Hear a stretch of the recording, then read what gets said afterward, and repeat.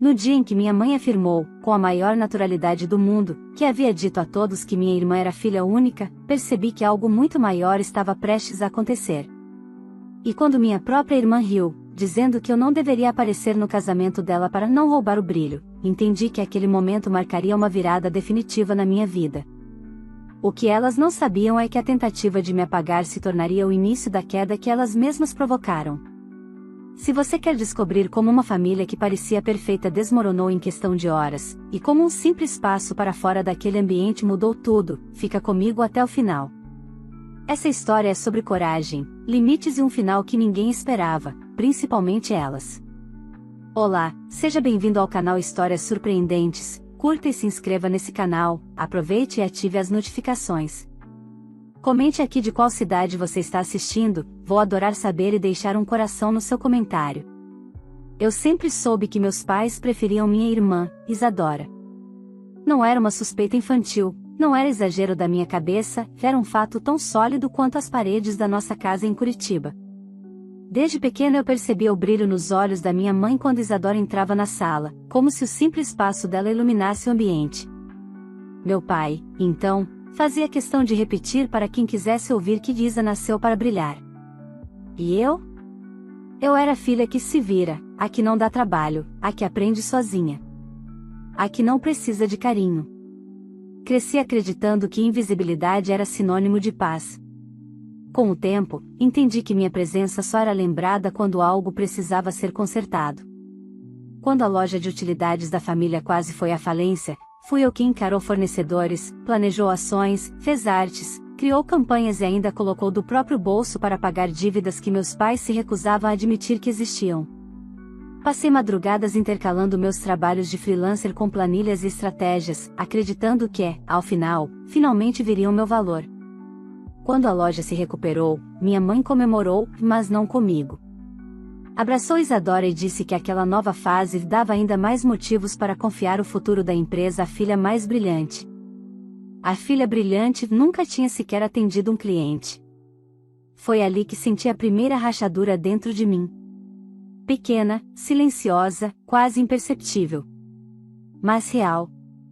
Quando Isadora anunciou seu casamento, carregado de luxo, exigências e um orçamento que só crescia, adivinhe quem ficou responsável por tudo? Eu. Claro. Decoração, contratos, pagamentos, reuniões, crises, mudanças de última hora, absolutamente tudo recaía sobre mim. E, assim como sempre, os elogios nunca vinham. As críticas, sim. Surgiam como chuva de verão, inesperadas, fortes e impossíveis de evitar. Nada do que eu fazia parecia suficiente para elas. E, mesmo assim, eu continuava tentando. Talvez porque, lá no fundo, eu ainda acreditasse que, se me esforçasse o bastante, algum dia seria vista não como uma ferramenta, mas como parte da família. O estopim, porém, chegou em um jantar. Era uma noite aparentemente comum. Minha mãe, sentada com aquela postura impecável e olhar crítico, meu pai distante, mexendo no celular, Isadora com aquele sorriso triunfante que parecia sempre pronto para me diminuir. Foi então que minha mãe respirou fundo e, com a frieza de quem fala sobre o preço do tomate no mercado, disse: "Você não irá ao casamento da sua irmã. Já dissemos a todos os convidados que ela é nossa filha única." Senti o mundo girar devagar, como se minha mente estivesse tentando entender por que ninguém via a crueldade daquilo. Mas Isadora, como se não bastasse, riu e completou: "Podemos deixar só entre nós que você é minha irmã. Não quero que você tire o brilho da minha festa, tá bom?" O que doeu não foram as palavras apenas, mas o tom. A tranquilidade com que me apagavam. A certeza de que eu não tinha direito nem a existir publicamente como parte da família. Naquele instante, algo dentro de mim não rachou, quebrou de vez. E dessa vez, a quebra veio acompanhada de uma clareza que nunca havia sentido antes. Não era apenas rejeição. Era inveja, medo, ressentimento mascarado de superioridade. Era como se, durante anos, eu tivesse diminuído minha luz para que a delas parecesse mais forte. E ali, diante da frase filha única, percebi que não seria eu quem continuaria pagando esse preço. O que minha mãe e minha irmã não sabiam era que cada humilhação tem um limite. E, quando ele é ultrapassado, as consequências vêm silenciosas, certeiras e inevitáveis. A partir daquela noite, a história da minha família começaria a mudar. E, pela primeira vez, não seria eu quem suportaria o peso sozinha. Depois daquele jantar, não consegui dormir. Fiquei deitada olhando para o teto do meu quarto, repassando cada palavra dita como se minha mente estivesse presa em um loop interminável. A risada da Isadora ecoava como um deboche eterno, e o tom indiferente da minha mãe parecia se repetir nos cantos da casa. Percebi que, pela primeira vez, não havia dor, havia lucidez. Uma lucidez tão forte que me fazia questionar como passei tantos anos aceitando migalhas emocionais como se fossem afeto. No dia seguinte, acordei antes do sol. Fiz café, sentei à mesa e observei o vapor subir da xícara como se fosse algum tipo de presságio silencioso. Eu sabia que precisava tomar uma decisão, mas ainda não imaginava qual seria.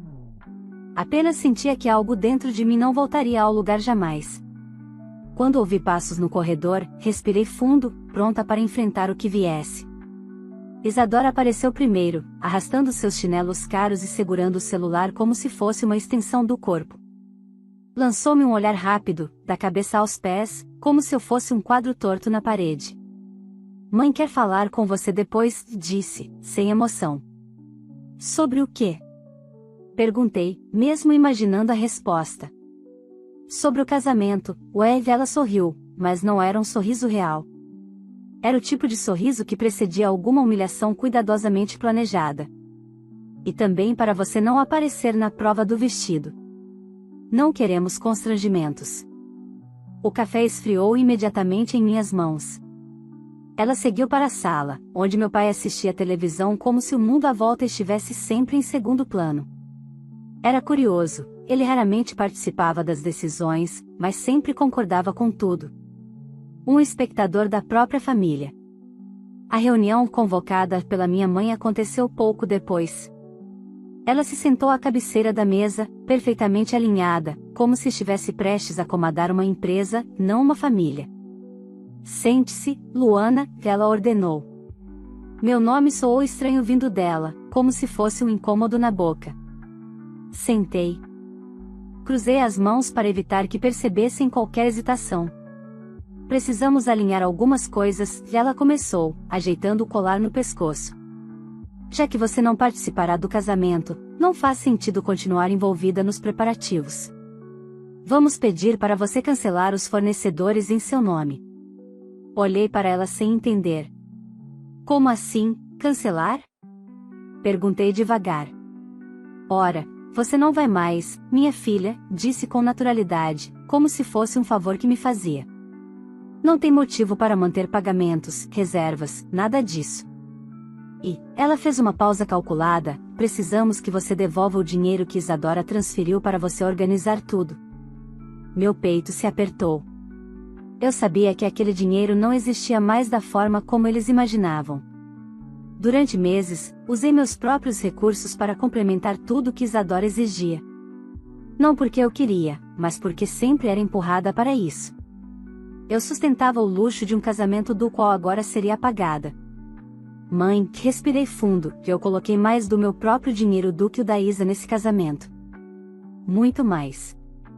Ela revirou os olhos como se eu estivesse inventando, como se fosse impossível que eu tivesse contribuído com algo além do básico. "Luana, por favor. Não crie problemas. A festa é da sua irmã. Faça a sua parte e pronto." A minha parte. Sempre a minha parte. Isadora, que observava tudo encostada na porta, entrou na conversa como quem dá o golpe final. "Não vamos discutir isso, tá?" Disse, com um sorriso doce e venenoso. "Só cancele e devolva o que puder. Afinal, você nem deveria ter se metido tanto assim.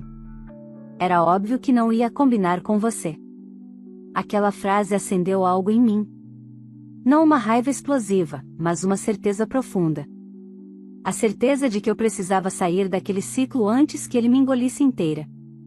Passei o resto da manhã trancada no meu quarto, encarando minhas coisas, tentando entender quem eu era fora daquela casa. E, pela primeira vez, cogitei que talvez minha vida inteira tivesse sido construída para servir aos desejos de todos, menos os meus. Quando meu celular vibrou, vi uma mensagem inesperada. Era do Tiago, um amigo de longa data que sempre enxergou em mim algo que eu mesma não via. Sumiu por quê? Tá tudo bem? Não estava. Mas, pela primeira vez em muito tempo, talvez pudesse ficar. E aquilo, eu sabia, era apenas o começo. Depois das mensagens do Tiago, algo em mim precisou de ar. Saí para caminhar sem rumo pelas ruas do bairro, observando pessoas indo e vindo, carros passando, crianças brincando na calçada, vidas funcionando normalmente, enquanto a minha parecia presa a uma engrenagem que só rodava para trás. Perguntei-me quantas vezes, ao longo da vida, eu havia desejado ser alguém que merecesse existir fora da sombra da minha família. Talvez fosse esse o primeiro sinal de que eu finalmente estava começando a acordar. Enquanto caminhava, recebi outra mensagem dele: se quiser conversar, tô aqui. Por um segundo, quase respondi. Mas algo me impediu. Eu ainda não sabia como colocar em palavras a avalanche emocional que havia tomado conta de mim nas últimas 24 horas. Não queria parecer frágil. Não queria parecer perdida. E, principalmente, não queria reviver a cena do jantar na frente de alguém que sabia ler meu silêncio melhor do que meus pais jamais leram minhas palavras. Voltei para casa no início da tarde. O clima dentro dela estava estranho, quase tenso demais para um dia comum. Ouvi a voz da minha mãe no telefone, apressada, irritada, dizendo algo sobre fornecedores e cancelamentos. Isadora estava na sala, rodeada de revistas de casamento, escolhendo flores como se nada tivesse acontecido. Meu pai, como sempre, assistia a televisão em volume baixo, mas com um olhar distante, evitando qualquer envolvimento. Tentei atravessar a sala sem ser notada, mas foi impossível. Luana! Chamou minha mãe, sem nem tirar os olhos do tablet. Já cancelou os fornecedores? Parei. Respirei fundo. Ainda não, respondi. Ela ergueu o olhar lentamente, como quem encara um problema que não pediu para resolver. Já estamos atrasados. O buffet liga o tempo todo. A decoradora também. Você não pode simplesmente sumir agora. É irresponsável. Engoli a vontade de rir. Irresponsável? Eu, que tinha sustentado a estrutura inteira daquele casamento enquanto Isadora reclamava do ângulo das fotos no Instagram. Antes que eu pudesse responder, Isadora lançou seu comentário venenoso: Lu, tenta focar, tá? A gente sabe que organização não é seu forte, mas agora é sério. O impacto daquelas palavras doeu menos do que eu imaginava. Talvez porque eu finalmente tivesse começado a me enxergar fora daquele ciclo de humilhação. Decidi ir para o meu quarto. Fechei a porta e me sentei na cama. O silêncio era tão grande que parecia preencher todos os vazios que minha família deixava em mim. Peguei meu laptop e abri minha conta bancária, respirando fundo. Não tinha como devolver dinheiro algum. Entre depósitos, ajustes e improvisos, eu havia gastado mais do que deveria, e quase tudo era meu. Meu esforço, minha economia, minha saúde mental. Foi quando percebi uma pasta no lado da cama, documentos da loja. Provavelmente minha mãe havia deixado ali por engano. Folheei por curiosidade, e algo me chamou a atenção. A loja estava novamente em situação crítica. Fornecedores reclamando, prazos atrasados, inadimplências repetidas. Tudo aquilo após eu ter dedicado meses inteiros para salvar o negócio. Ou seja, sem mim, tudo estava caindo outra vez. E, ainda assim, eu era tratada como descartável. Fechei os olhos, respirando fundo 1, 2, 3 vezes. Algo dentro de mim começou a se conectar com uma verdade que eu evitava encarar. Talvez minha ausência fosse mais impactante na vida deles do que minha presença. Talvez, pela primeira vez, eu tivesse poder. Levantei e comecei a arrumar uma mala pequena. Não com desespero, e sim com calma. Dobrando roupas, guardando documentos, pegando meu notebook, meus livros favoritos. Era como se cada peça que eu colocava dentro da mala fosse um fio se rompendo entre mim e aquela casa. Eu não sabia exatamente para onde iria, mas tinha a sensação de que, onde quer que fosse, seria melhor do que ali. Quando saí do quarto com a mala na mão, minha mãe apareceu no corredor, surpresa. O que é isso, Luana? Vai para onde? A pergunta soou menos como preocupação e mais como controle. Eu preciso de um tempo, respondi firme. Não vou cancelar nada hoje. Nem amanhã. Eu preciso entender o que estou fazendo da minha vida. Isadora veio logo atrás, com uma expressão de incredulidade. Ah, não. Nem vem com drama agora, Luana. Você não pode simplesmente desaparecer. A festa é depois de amanhã. A ironia quase me fez rir. Não era isso que elas queriam? Que eu desaparecesse? Vocês mesmas disseram que eu não deveria ir ao casamento, respondi, encarando ambas. Então estou apenas fazendo o que pediram. Minha mãe empalideceu. Isadora abriu a boca para responder, mas eu não dei chance. Passei por elas como quem atravessa um corredor de ecos antigos. Saí pela porta da frente e senti o ar bater no meu rosto como se estivesse entrando em outro mundo. Minutos depois, sentei no banco da praça do bairro e mandei uma única mensagem para o Tiago: Você ainda está aí? Eu não sabia exatamente o que estava por vir. Só sabia que, pela primeira vez, começava a escolher a mim mesma. A resposta do Tiago chegou poucos minutos depois, direta como sempre: Tu. Onde você tá? Olhei ao redor. A praça parecia mais silenciosa do que o normal, como se o mundo tivesse diminuído a velocidade para que eu pudesse respirar. Respondi dizendo que estava ali, sentada perto dos ipês.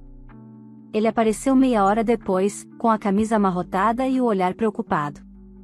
O que aconteceu? Perguntou, sentando ao meu lado. Por um instante, achei que a voz fosse falhar. Mas não falhou.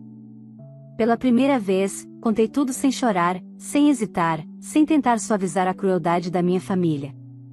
Joguei as palavras para fora como quem finalmente abre uma janela há anos trancada. Quando terminei, Tiago me encarou com uma mistura de espanto e indignação. Lu, isso não é normal. Nunca foi. Seus pais, sua irmã, isso é abuso emocional puro. Concordei, mas a constatação doía menos do que eu imaginava. Talvez porque, finalmente, eu tivesse parado de justificar o injustificável. Eles querem que eu desapareça, murmurei. Então acho que está na hora de atender ao pedido. Tiago ficou em silêncio por alguns segundos, respirando fundo. Vem ficar na minha casa por uns dias, ofereceu. Até você decidir o que quer fazer. Não quero atrapalhar. Você nunca atrapalhou. Ele sorriu de um jeito que me fez sentir, pela primeira vez em muito tempo, que eu ainda tinha valor para alguém. Aceitei. Caminhamos até o carro dele, e deixei a praça para trás com a mala na mão e uma sensação de liberdade tão nova que parecia até estranha. O caminho até o apartamento do Tiago foi silencioso, mas confortável. Ele não exigiu respostas, não pediu explicações extras. Apenas dirigiu, como se soubesse que o que eu mais precisava naquele momento era espaço. Fiquei instalada no quarto de hóspedes, simples, arrumado e infinitamente mais acolhedor do que qualquer ambiente da casa dos meus pais. Tomei um banho demorado, deixei a água levar o peso da semana e, quando saí, encontrei um prato de macarrão na mesa e um recado do Tiago: come. Depois a gente conversa. Sentei para comer e percebi que fazia horas que eu não sentia fome. O corpo parecia entender antes da mente que algo finalmente estava mudando. Na manhã seguinte, antes mesmo de eu acordar completamente, meu celular vibrava sem parar. Ligações perdidas, mensagens, áudios, tudo da minha mãe e da Isadora. Abri apenas uma, por impulso. Era da minha mãe, a voz tensa: Luana, isso não tem graça. Precisamos que você cancele os fornecedores hoje. A Isadora está desesperada. Responda. Senti o estômago embrulhar. Fechei o aplicativo e desliguei o celular. Paz. Silêncio. Nada que se parecesse com culpa. Passei a manhã conversando com o Tiago na cozinha, tomando café e tentando entender o que faria dali em diante. Ele me ouviu com atenção, sem pressão, e pela primeira vez eu me senti seguro o suficiente para considerar que talvez minha vida não precisasse estar ligada aos caprichos da minha família. E se você realmente sumir? Ele perguntou com cautela. Não fugir, mas simplesmente, viver sua vida longe deles? A ideia, pela primeira vez, não parecia um absurdo. Parecia possível. O problema é que eles vão atrás de mim, respondi. Eles não estão preocupados comigo. Estão preocupados com a imagem deles. Com o casamento perfeito da filha perfeita. Tiago pensou por um instante. Então deixa que a verdade apareça sozinha. Não entendi de imediato o que ele quis dizer, mas essa frase ficou martelando na minha mente pelo resto do dia. Quando o sol começou a baixar, recebi uma mensagem inesperada. Não da minha mãe, não da Isadora, mas do buffet. O texto dizia: Boa tarde, senhora Luana. Confirmamos cancelamento automático devido à falta de pagamento do valor restante. Caso queira reativar, precisamos do comprovante ainda hoje. Meu coração apertou. Elas tinham ignorado os pagamentos completamente. A festa estava a 2 noites de acontecer. E, pelo visto, absolutamente nada estava garantido. Aquele casamento, que Isadora tanto exaltava como se fosse um evento de revista, estava sustentado por mentiras, débitos e expectativas absurdas. Uma segunda notificação apareceu, a decoradora confirmando que não iria montar nada sem o sinal que faltava. Depois o fotógrafo. Depois a empresa de som. Era um efeito dominó inevitável. A cada mensagem, eu entendia um pouco mais do que Tiago quis dizer. A verdade não precisava da minha interferência para vir à tona. Eu não precisava destruir nada. Bastava me ausentar, e tudo o que elas haviam construído sobre a minha exploração desmoronaria sozinho. Mesmo assim, não senti prazer. Senti justiça. Não era vingança, era consequência. No início da noite, enquanto eu lia um livro no quarto de hóspedes, ouvi Tiago bater de leve na porta. Tem mais uma mensagem para você, disse, entregando meu celular. Essa talvez você queira ouvir. Eu coloquei o fone, respirei fundo e dei play. Era Isadora. A voz trêmula, alta, histérica. Luana, atende. A decoradora não vai mais. O buffet também não. Você precisa arrumar isso. Você é a responsável. Não pode fazer essa crueldade comigo. Crueldade. A palavra ecoou como uma ironia amarga. Eu, cruel. Eu, que por anos aceitei ser a sombra para que ela brilhasse. Olhei para Tiago. Ele apenas disse, e agora? Fechei o celular devagar. Agora, respondi, eu escolho a mim. E isso era só o começo do que ainda viria. No dia seguinte, acordei com uma sensação estranha, como se o ar estivesse mais leve, mas o mundo lá fora estivesse em colapso. Passei a mão nos cabelos, ainda sonolenta, quando ouvi batidas insistentes na porta do apartamento do Tiago. Ele atendeu antes que eu pudesse sair do quarto. O que você quer aqui? Ouvi a voz dele, firme, quase impaciente. Havia apenas uma resposta possível. Minha mãe. Abri a porta do quarto devagar e encontrei os olhos dela me procurando com a mesma intensidade com que procurava erros em tudo o que eu fazia. Seu rosto estava mais rígido que o normal, como se tivesse envelhecido 10 anos desde que eu saí de casa. Luana, o que você pensa que está fazendo? Ela perguntou, entrando sem ser convidada. Tiago tentou impedir, mas ela o ignorou. Mãe, eu estou bem, respondi, cruzando os braços. Bem? Ela arfou. Sua irmã está em pânico. O casamento é amanhã e você sumiu. O buffet não confirmou nada, a decoração não foi montada, o fotógrafo disse que não recebeu depósito. E a Isadora está convencida de que você fez tudo isso de propósito. Tiago deu um passo à frente, mas fiz um gesto para que ele não interferisse. Mãe, falei calmamente, eu não fiz nada. Nada além de parar de resolver problemas que nunca foram meus. Ela ficou em silêncio por alguns segundos, como se tentasse absorver a ideia absurda de que eu não estava disposta a salvar a família dessa vez. Isso não é sobre você. Ela explodiu. É sobre sua irmã. Sobre o momento mais importante da vida dela.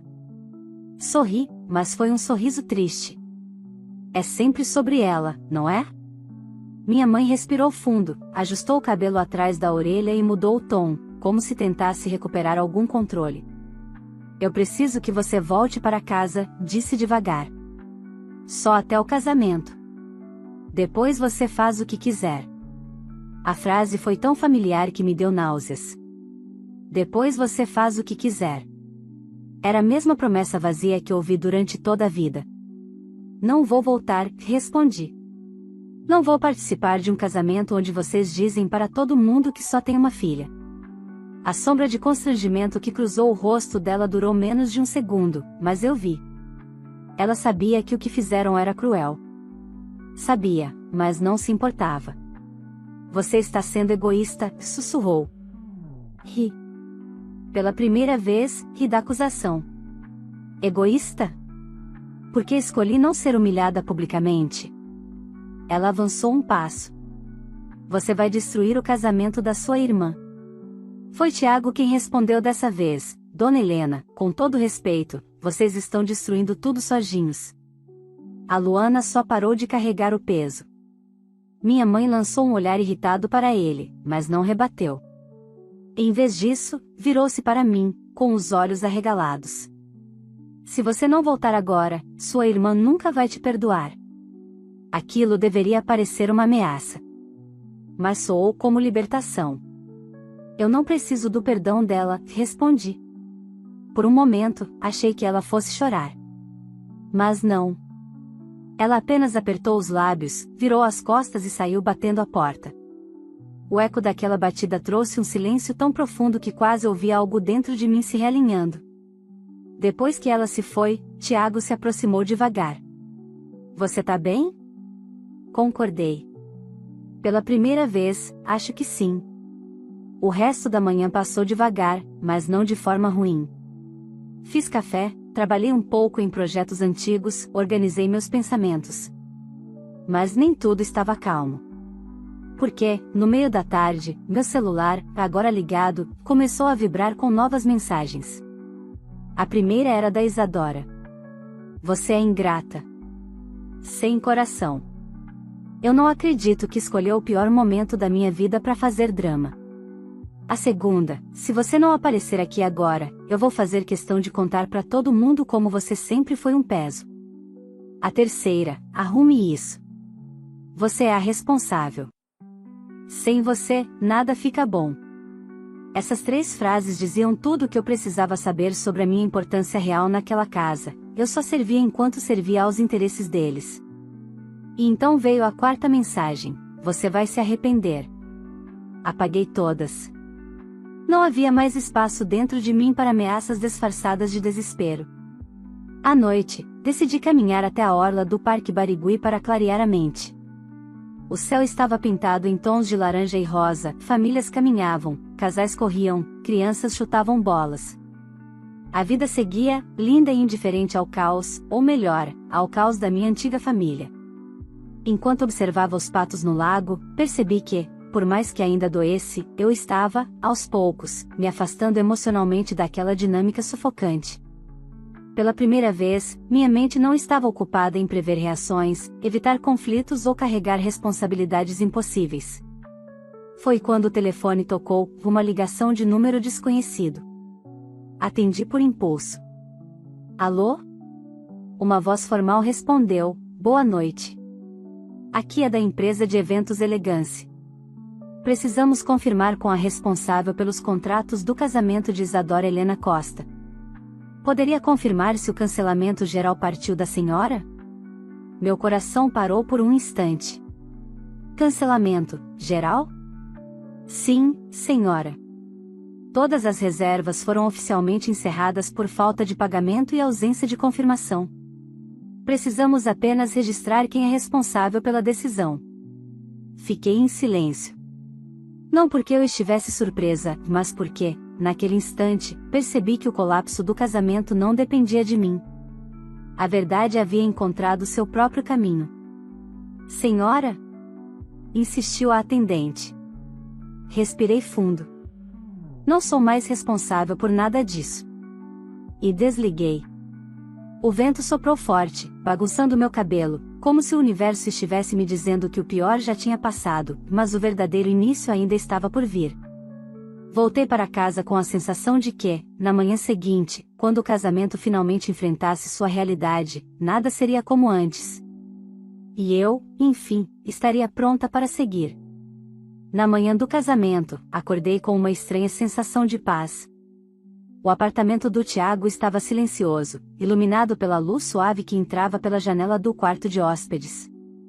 Por um instante, parecia impossível que, naquele mesmo dia, minha família estivesse enfrentando um caos completo. Mas a verdade é que, desde que saí de casa, o caos nunca mais foi meu. Tiago preparou café, e nos sentamos à mesa como se fosse um dia comum. Mas eu sabia que, a qualquer momento, meu celular voltaria a vibrar com novas tentativas desesperadas de me arrastar de volta para o papel de salvadora involuntária. E não deu outra. Às 9h17, meu celular tocou pela primeira vez. Era meu pai. Não atendi. Às 9h19, ele enviou uma mensagem curta: precisamos conversar. Às 9h22, mais uma ligação. Depois outra. E mais outra. O desespero aumentava a cada minuto ignorado. Depois vieram os áudios e, dessa vez, por algum motivo, decidi escutar apenas um. A voz dele não era agressiva, nem autoritária. Era cansada. Luana, se você não resolver isso, não teremos casamento. Nada está pronto. Nada. Sua mãe está aos prantos, sua irmã está fora de si. Só você sabe lidar com essas coisas. Por favor. Fechei os olhos. Talvez em algum momento da minha vida aquelas palavras teriam me partido ao meio. Talvez, anos atrás, eu teria corrido de volta, acreditando que era minha responsabilidade consertar o que eles próprios destruíram. Mas não agora. Agora, eu sabia que aquele pedido não vinha de amor e vinha de dependência. Uma dependência construída sobre a certeza de que eu sempre apareceria, mesmo ferida, cansada ou invisível. A voz dele não dizia sentimos sua falta. Dizia faça por nós. Silêncio. Foi a minha única resposta. Pouco depois, uma enxurrada de mensagens começou a aparecer. Uma tia distante, uma prima, até uma vizinha que eu mal conhecia. A Isa tá desesperada, Luana, por favor ajude. Sua mãe não para de chorar. Por que você faria isso com sua irmã no dia mais importante da vida dela? Cada frase carregava o mesmo veneno disfarçado de apelo emocional. O mesmo discurso que ouvirá por toda a vida: se algo deu errado, a culpa é da Luana, se algo deu certo, o mérito é da Isadora. Desliguei o celular novamente. Às 10h40, Tiago me chamou para a varanda. Ele segurava o próprio celular e parecia querer me preparar para algo. Acho que você precisa ver isso, disse, entregando-me o aparelho. Era um vídeo. Um vídeo gravado por alguém que estava no salão de eventos, provavelmente algum convidado que não tinha medo de expor a situação. A imagem começou tremida, mostrando um salão enorme completamente vazio de decoração. As mesas estavam nuas, as cadeiras desalinhadas, o palco sem equipamento. Uma funcionária aparecia ao fundo explicando para uma senhora indignada que nenhum fornecedor compareceu devido à falta de pagamento e confirmação. A pessoa que filmava então se aproximou da entrada, onde um grupo de convidados conversava em voz alta: como assim só uma filha? A Isadora sempre falou que tinha uma irmã, ouvi dizer que a própria família brigou e agora ninguém quer assumir nada. A mãe dela gritou com 3 funcionários. Foi constrangedor. Então, a câmera encontrou Isadora. Minha irmã estava parada no centro do salão, com o vestido de noiva meio amarrotado, maquiagem borrada e expressão de puro desespero. Minha mãe tentava ajudá-la, mas Isadora a afastava com força, repetindo: a culpa é dela. Ela fez isso comigo. Ela estragou tudo. Ela quer destruir a minha vida. Meu pai tentava explicar algo ao coordenador do salão, mas ninguém parecia convencido. Havia confusão, gritos, gente indo embora aos poucos, funcionários chamando o gerente, convidados tirando fotos, a fofoca se espalhando como fogo. O casamento tinha desmoronado. Não por minha causa, mas porque precisava de sustentação, e eu não estava mais lá para ser a base invisível. Assisti ao vídeo até o fim. Senti um aperto no peito, não de dor, mas de libertação. Quando devolvi o celular, Tiago me olhava com uma mistura de tristeza e orgulho. Você não merecia nada do que eles fizeram com você, disse ele. Concordei. E pela primeira vez, concordei completamente. Passei o resto do dia em silêncio. Fizemos almoço, assistimos a um filme, rimos de coisas simples. O casamento continuava em queda livre lá fora, mas eu estava bem. Pela primeira vez, eu estava bem. No fim da tarde, recebi uma última mensagem da minha mãe. Você conseguiu. Parabéns. Espero que esteja satisfeita. Li, surpreendentemente, não senti nada. Nem raiva. Nem culpa. Nem tristeza. Apenas, nada. Era a prova definitiva de que eu finalmente havia deixado de buscar aprovação onde nunca existiu afeto. Na semana seguinte, mudei-me para um pequeno apartamento no bairro Água Verde. Comprei móveis usados, pintei as paredes de amarelo claro, coloquei plantas nas janelas e comecei a reconstruir minha vida aos poucos, do meu jeito, com meu ritmo, com escolhas que pertenciam apenas a mim. Trabalhei em novos projetos, recuperei clientes antigos, fiz amigos. Tiago continuou por perto, me apoiando sem cobrar nada em troca. E, pela primeira vez, descobri que paz não é falta de problemas, é a ausência de pessoas que te ferem. Meus pais e minha irmã não tentaram mais contato. Não houve desculpas, não houve reflexão. Apenas silêncio. Um silêncio que, finalmente, não doía. E eu nunca mais voltei. Não por orgulho, não por vingança, mas porque, depois de tantas cicatrizes, entendi que algumas famílias não são laços, são algemas. E reconhecer isso não me fez menos filha. Me fez, pela primeira vez, livre. Se você chegou até aqui, me conta, você teria feito o mesmo que a Luana fez? Teria tido coragem de virar as costas para uma família que só te procurava quando precisava e que nunca reconheceu o seu valor? Quero muito saber sua opinião, porque cada história como essa abre espaço para conversas importantes sobre limites, amor próprio e coragem. Então, antes de ir embora, curta este vídeo, porque isso ajuda demais o canal a crescer. Se inscreva para não perder nenhuma das próximas histórias, todos os dias tem conteúdo novo por aqui, e compartilhe com alguém que você acha que precisa ouvir essa mensagem hoje. E faz mais uma coisa para eu te conhecer melhor. Digita nos comentários de qual cidade você está assistindo. Eu sempre passo dando coração nos comentários, e vou adorar saber até onde essa história está chegando. Muito obrigada por estar aqui comigo. Agora me conta, você teria tomado a mesma decisão que a Luana?